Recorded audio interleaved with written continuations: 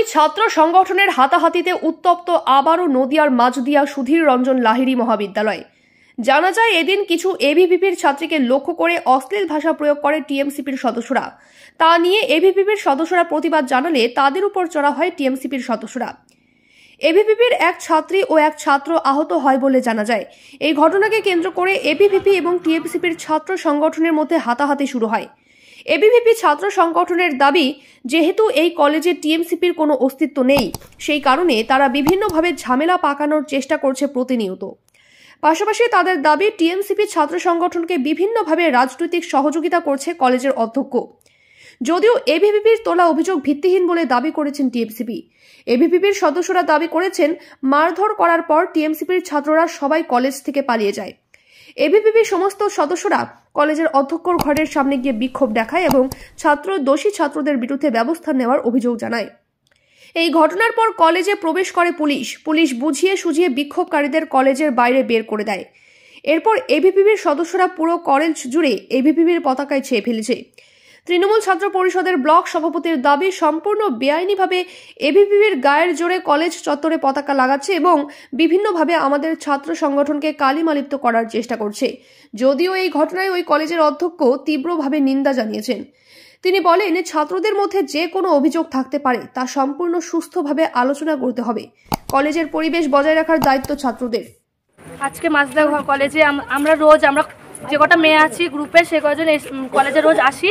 আমাদের বাজে ভাষায় নিজেদের বডি ল্যাঙ্গুয়েজ নিয়ে বাজে ভাষায় কথা বলে, আর এইসব অনেক গালাগালিজ করে।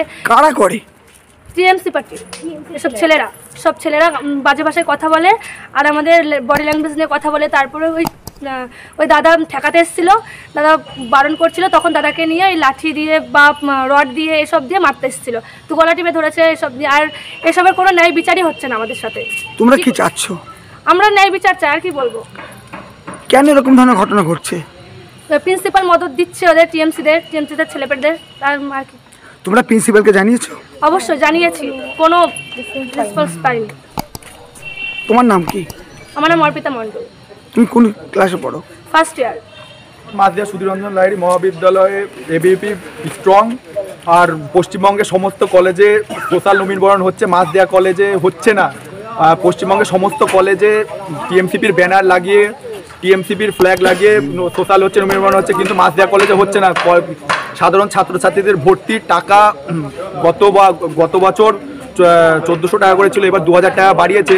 কলেজে কোনো উন্নয়নের কাজে লাগছে না, কলেজে কোনো এইড ফান্ডের কোনো হদিশই নেই। ঠিক আছে, কলেজের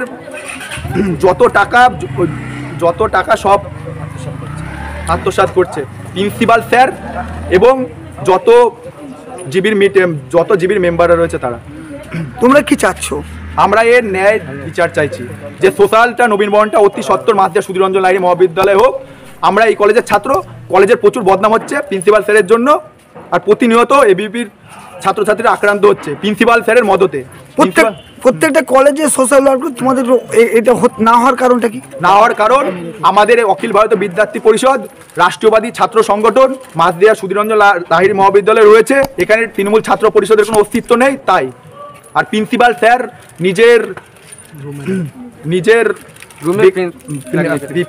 নিজের রুমে টিএমসিপির ফ্ল্যাগ রেখে দিয়েছেন। তোমরা কি এর প্রতিবাদ জানাচ্ছ? আমরা তীব্র প্রতিবাদ জানাচ্ছি। এর ন্যায় বিচার না হলে আমরা বৃহত্তর আন্দোলনে নামবো আগামী দিনে। তোমার নাম? আমার নাম পাপন বিশ্বাস। তুমি কিসে পড়ো? আমি 3rd সেমিস্টার।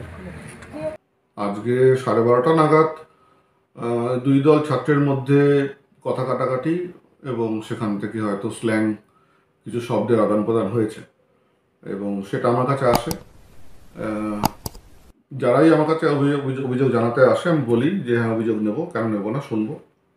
কিন্তু তোমার অভিযোগ একাই আসতে হবে, তোমার অভিযোগ শুনবো এবং তার যা যা আমাদের নিয়ম মতো রয়েছে, আমাদের বিভিন্ন কমিটি আছে, সেখানে কমিটিতে আমরা যেই অভিযোগ করে না কেন সেটা ফরওয়ার্ড করি, সেখানে প্রপার এনকোয়ারি হয় এবং তারপরে যা সিদ্ধান্ত হয় সেটা আমরা সবাই মেনে নিই এবং তারপরে যেটা অ্যাপেক্স কমিটি থাকে কলেজের, তারা আমাদের র্যাটিফাই করে এবং সেটা আমরা সবাইকে সিদ্ধান্ত জানিয়ে দিই। তো প্রথমে দুটি মেয়ে আসে, তারা বলে যে তাদেরকে স্ল্যাং ইউজ করা হয়েছে এবং কোন ছেলেটি করেছে তাকেও বলা হয়, সেই ছেলেটিকেও ডাকি। আমার সামনে এসে ছেলেটি সরিও বলে, ক্ষমাও চায়, মেয়ে দুটো চলে যায়। তখনও একদল ছেলে ঢুকেছিল, আমি তাদেরকে বলি তোমরা চলে যাও, যাদের অভিযোগ তারা থাকবে এবং যার নামে অভিযোগ সে থাকবে। তা ওরা চলে যায় এবং ওই বাকিদের যে 3 জন ছিল সেই 3 জনকে নিয়ে আমি সমাধান করি। এবার এই পক্ষ যখন আসে তখন এরাও একই রকম কিছু অভিযোগ নিয়ে আসে যে স্ল্যাং ইউজ করেছে, এবং তোমাদের কথাও শুনবো, কিন্তু আমি এই দল বেঁধে আসা লোকের কথা শুনবো না। তোমরা যখন আসবে তোমাদের নির্দিষ্ট অভিযোগ সাদা কাগজে লিখে নিয়ে আসবে, এবং সেই সাদা কাগজে লেখা অভিযোগ আমরা নির্দিষ্টভাবে যেটা প্রসেস করার করব, কিন্তু দল বেঁধে যদি ভাবো যে চাপ সৃষ্টি করা সম্ভব, সেটা হবে না। তো তাতে ওদের হয়তো আমার কথাটা মনোপ্রীত হয়নি, এবং সেখানে সবাই বলবো না, কয়েকজন চূড়ান্ত মানে অসভ্যতা করা শুরু করে,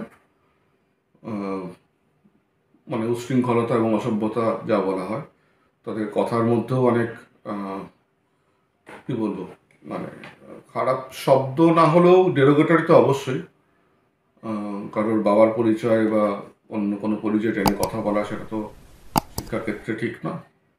তো যাই হোক, তো তাদের দাবি এখনই সিদ্ধান্ত নিতে হবে। বললাম এখন এইভাবে তো সিদ্ধান্ত একদমই নেব না। ওরা কিছু রাজনৈতিক প্যাডে কিছু লিখে নিয়ে এসেছিলাম, এভাবে আমি কোনো কাগজ নেব না। যার বক্তব্য সে তার সাদা কাগজে জমা দেবে বক্তব্য, আমি তার যা যা করার নিয়ম মাফিক তা করব। তার বাইরে আমি নিয়মের বাইরে আমি বেরোবো না। নিয়মের মধ্যে যা আছে তার মধ্যে আমি অবশ্যই করব, কিন্তু তাদেরকে আলাদা করে আসতে হবে। তো এরা সবাই মিলে একসাথে সেই জোরজার প্রায় 45 মিনিট ধরে আমার ঘরে একটা চূড়ান্ত হেনস্থা যাকে বলা হয় সেটা করার চেষ্টা করে। তো খবর আমাকে জানাতেই হয়, যেহেতু এটা চলছিল অনেকক্ষণ ধরে, আমাকে থানাতে জানাতে হয়। ওনারা আসেন, ওনার সিচুয়েশনটা অনেকটাই টেক আপ করে, এবং এখন যেহেতু কাল থেকে পরীক্ষা, আমাকে আরও অনেক কাজকর্মের মধ্যে ঢুকতে হবে। আমাকে আসল সমাধান প্রয়োজন ছিল, তাই আমাকে থানাকে জানাতে হয়েছে। ওনারা এসছেন, কিছুটা সমাধান হয়েছে, বাকিটা দেখা যাক।